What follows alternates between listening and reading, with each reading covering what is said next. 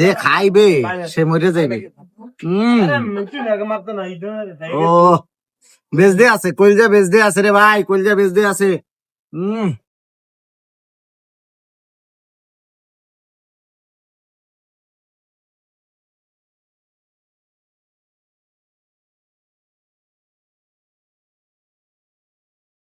হ্যাঁ, আসসালামু আলাইকুম। সকলের কি অবস্থা? আশা করি সবাই অনেক ভালো আছেন।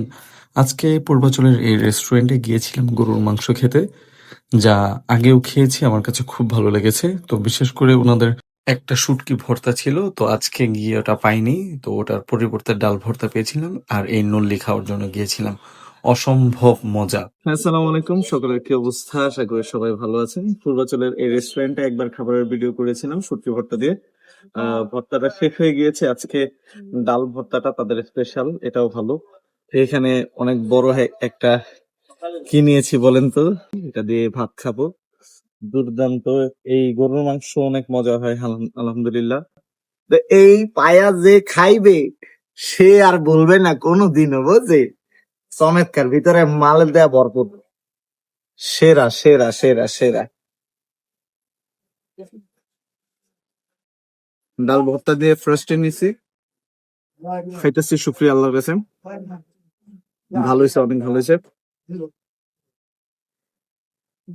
এইটা দিয়ে খাইলি ভাই, এটা দেখা খালি লোভই লাগতেছে, লোভই। এত বেশি মজা হয়েছে গরুর মাংসটা, আমি খুব তাড়াতাড়ি খাওয়ার চেষ্টা করছিলাম, এত ভালো লাগছে।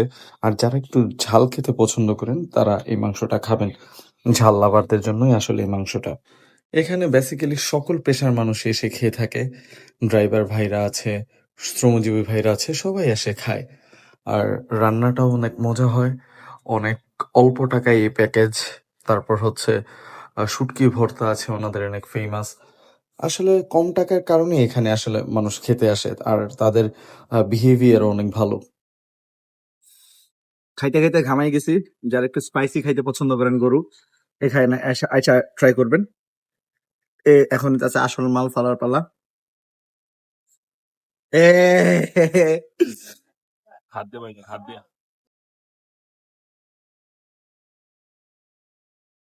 এটা কি দেখছেন? এটা যদি না খান তাহলে এটার পরিপূর্ণ মজা এটা কখনো বুঝতে পারবেন না, ইনশাআল্লাহ।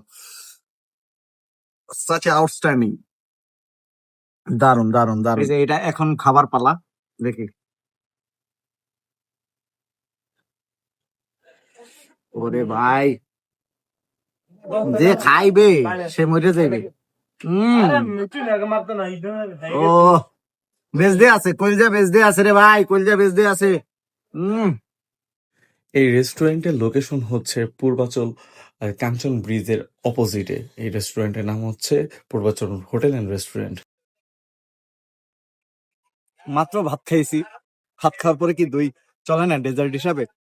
এত সুন্দর একটা জায়গায় এসে, লঞ্চ আছে, নদী আছে, তো চমৎকার জায়গা। এই জায়গায় দাঁড়ায় যদি আপনি দই বা ডেজার্ট না খান, এটা হয় ভাই কোনোদিন?